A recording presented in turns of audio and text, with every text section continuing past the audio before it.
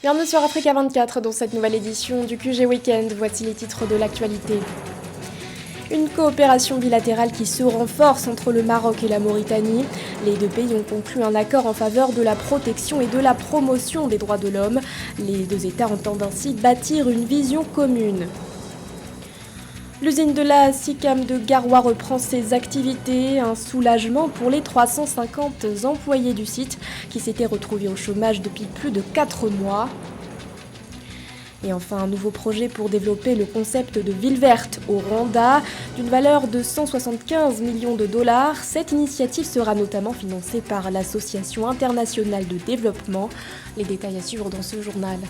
Mais tout d'abord, une avancée majeure pour l'avenir politique de la Libye.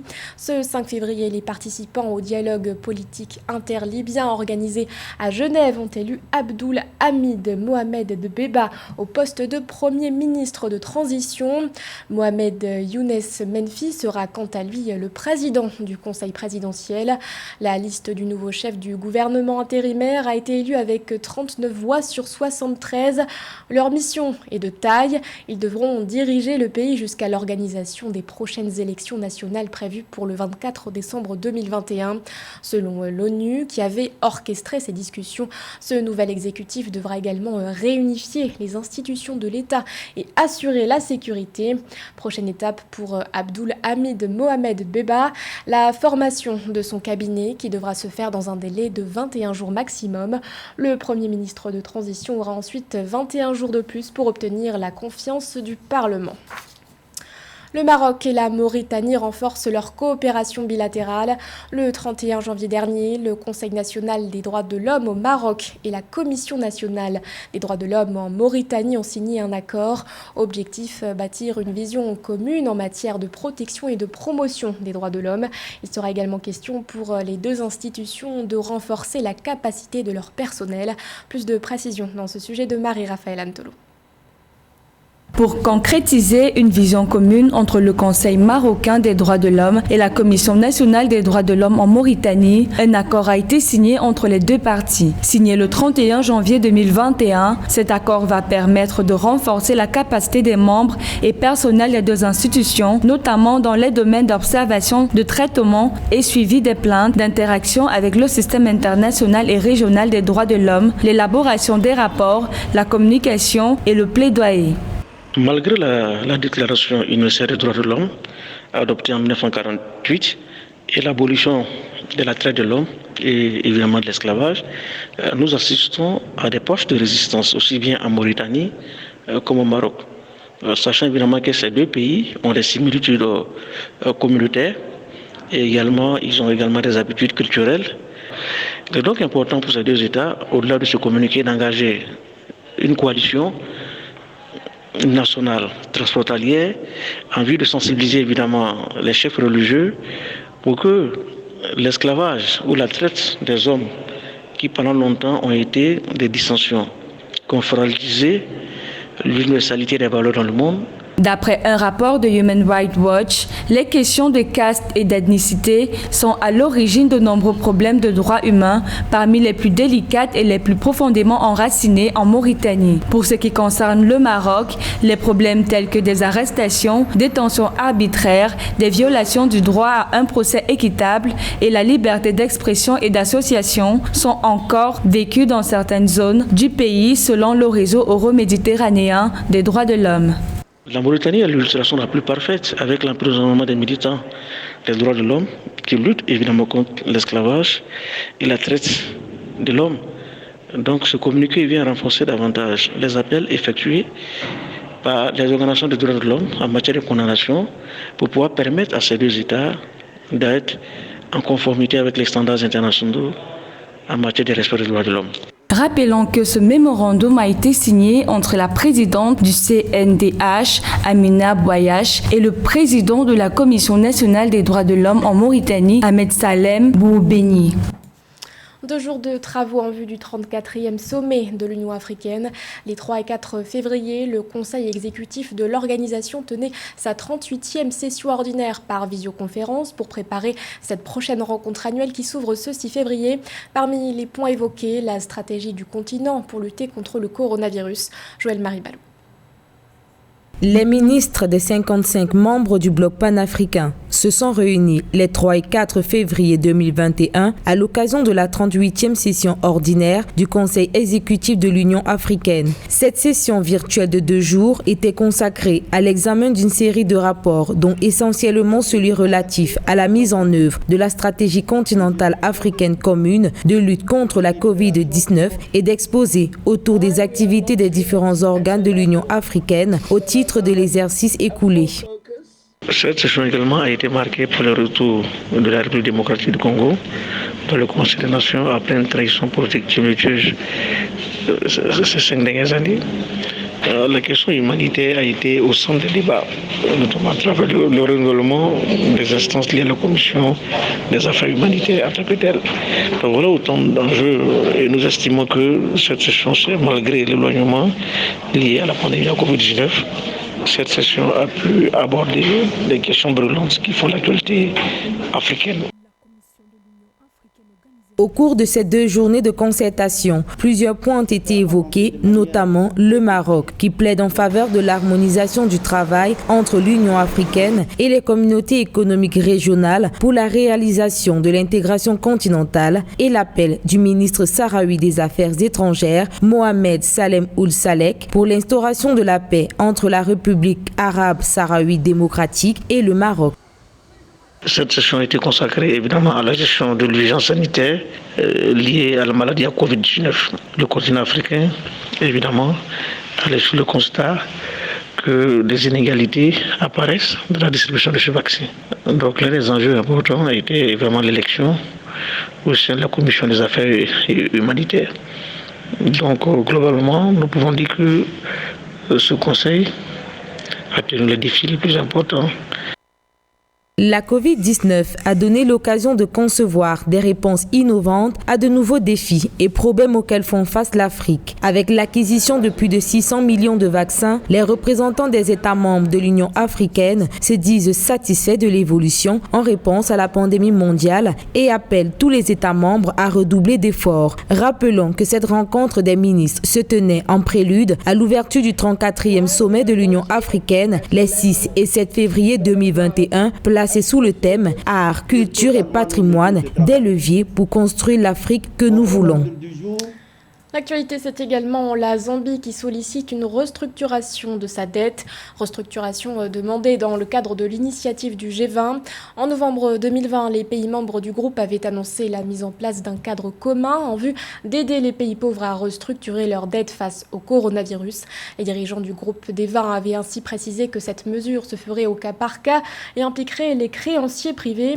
C'est dans ce contexte que le ministre zambien des Finances, Bwalya Ngandu, a fait appel au G20 dans un communiqué dans lequel il assure, je cite, que la Zambie s'engage à la transparence et au traitement équitable de tous ses créanciers lors du processus de restructuration. À noter que la dette extérieure de la Zambie se chiffre à environ 12 milliards de dollars. Soulagement pour les employés de l'usine de la cotonnière industrielle du Cameroun de Garoua. Après plus de 4 mois d'arrêt, les salariés ont pu reprendre leurs travaux dès ce 2 février. Face à l'accumulation d'impayés chiffrés au mois d'octobre 2020 à 1,3 milliard de francs CFA, la SICAM avait été contrainte de suspendre les activités de son site de Garoua. Joël Maribalou. Après plus de 4 mois d'inactivité, l'usine de la cotonnière industrielle du Cameroun, située à Garoua dans la partie septentrionale du pays, reprend du service. Faisant face à de nombreuses contraintes financières liées à l'accumulation d'impayés, estimées à 1,3 milliard de francs CFA au 18 octobre 2020, la SICAM a dû suspendre ses activités et mettre ses 350 employés au chômage. Si la SICAM investit au niveau de la qualité de ses produits, si la SICAM fait face à sa demande, si la SICAM profite de la zone de libre-échange continentale, il n'y a pas de crainte que la SICAM va rembourser de façon aisante sa dette envers la Sodecoton. En instituant la relance des activités de la SICAM dès le 2 février 2021, l'exécutif camerounais va ainsi lui octroyer 75 tonnes de coton dont la livraison sera effectuée par la Société de développement du coton. Selon la presse locale, ce volume de matières premières donnera la possibilité à la SICAM de faire tourner les machines de l'usine pendant au moins 2 mois.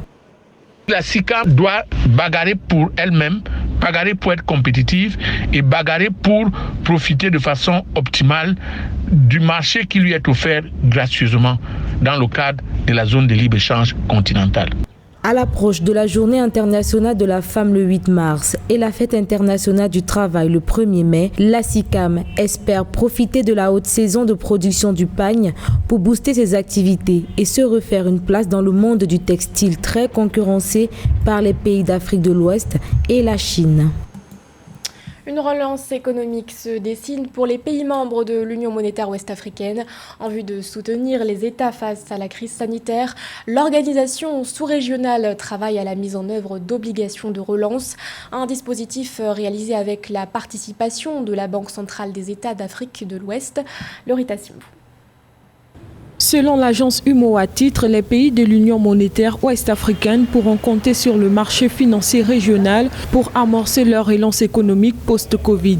L'acteur sous-régional, en collaboration avec la Banque centrale des États de l'Afrique de l'Ouest, BCAO, se prépare en effet à mettre en place des obligations de relance pour appuyer les États de l'Union dans leur force de reprise des activités économiques. L'objectif principal des obligations de relance est de contenir les effets de la pandémie et surtout de relancer l'économie avec pour but de retrouver les performances économiques d'avant la crise sanitaire avec la mise en place d'un guichet de relance, c'est-à-dire un guichet spécial de refinancement. Ce fonds pourra ainsi contribuer à éviter la propagation d'une crise de dette souveraine. De plus, le Fonds de stabilité est capable de prêter aux États membres à un taux inférieur au prix du marché. Concrètement, selon ces institutions financières, la BCAO ouvrira un guichet de refinancement dénommé guichet de relance à la disposition des banques commerciales, principales détentrices de la dette des États de l'UEMOA. Ces obligations de relance seront stimulées pour une maturité de 6 mois et assorties d'un taux d'intérêt de 2%. Face à cette crise, il faut mettre les moyens pour sauvegarder l'emploi et les entreprises. La réponse ne peut être que plus de solidarité africaine. Il faudra mettre en place des plans de relance des secteurs stratégiques. Deuxièmement, des soutiens spécifiques pour certains secteurs. Et troisièmement, la coordination des plans de relance au niveau de l'UMOA. Rappelons qu'au temps fort de la crise sanitaire du Covid-19, l'agence UMOA Titres et son partenaire la BCAO avaient permis aux États de l'UMOA, via les bons Covid-19 de maturité 3 mois, de faire preuve de résilience face à la pandémie. C'est un défi à la fois environnemental et économique. Au Rwanda, 175 millions de dollars vont être injectés en faveur d'un nouveau projet de ville verte. Ce projet, qui concerne notamment la ville de Kigali, s'étendra sur 5 ans et sera financé par plusieurs institutions, dont l'Association internationale de développement Nélé Claude Bessa. Au Rwanda, le projet d'urbanisation verte qui s'exécutera sur 5 ans a reçu un financement de 175 millions de dollars. Baptisé projet du développement urbain du Rwanda, ce projet comprend principalement la réhabilitation des zones humides urbaines et la gestion des zones humides, le contrôle des inondations, la gestion de l'eau, la modernisation des établissements non planifiés et la construction de drainage. Un tel projet vise à sécuriser la ville et préparer les villes à résister contre les inondations, donc préparer les habitations et les constructions à résister aux dégâts du changement climatique. Il faut aussi préparer la ville à assainir tout ce qui est canalisation et évacuation des déchets. Dans les villes secondaires, l'investissement vert permettra de construire des routes, des drainages, des voies piétonnes et un éclairage public, ainsi que la modernisation des colonies non planifiées. Tandis que dans la ville de Kigali, le projet réhabilitera les zones humides qui ont été affectées et surveillera les systèmes de santé des zones humides et des niveaux d'eau. il est important que le pays investisse dans la sécurisation de sa population, dans la sécurisation de sa ville et dans la sécurisation des investissements qui y sont. Donc l'importance de rendre les villes plus résilientes à tout ce qui a comme effet de changement climatique. Pour l'heure, les autorités rwandaises, engagées dans les investissements écotouristiques, accélèrent les progrès dans la mise en œuvre du projet de développement urbain du pays. Ce journal a été réalisé par l'ensemble de la rédaction. Merci de votre fidélité. L'actualité continue sur Africa 24.